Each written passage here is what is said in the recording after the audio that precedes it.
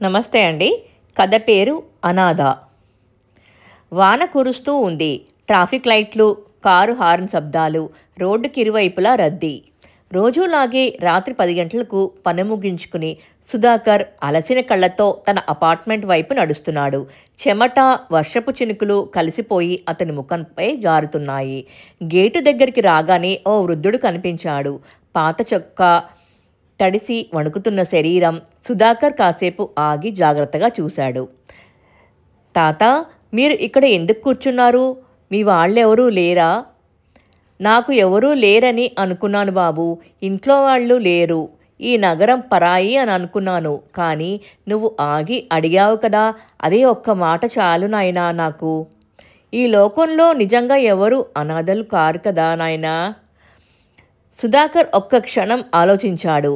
మనకెంత బిజీ జీవితం ఉన్నా మనిషికి మరో మనిషి అవసరం తప్పదు. అతను వృద్ధుడిని తన ఫ్లాట్కి తీసుకుని వెళ్ళాడు.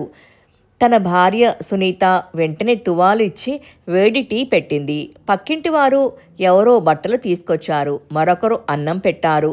కాసేపటిలో ఆ వృద్ధుడు చలి వణుకు తగ్గి ముఖంలో చిరునవ్వు విరిసింది.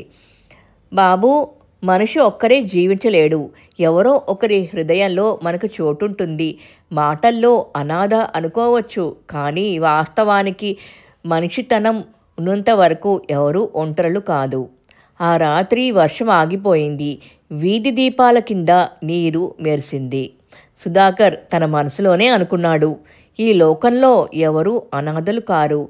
మనసున్న మనుషులు ఉన్నంత వరకు ఒంటరితనం ఒక మాయే. సమాప్తం.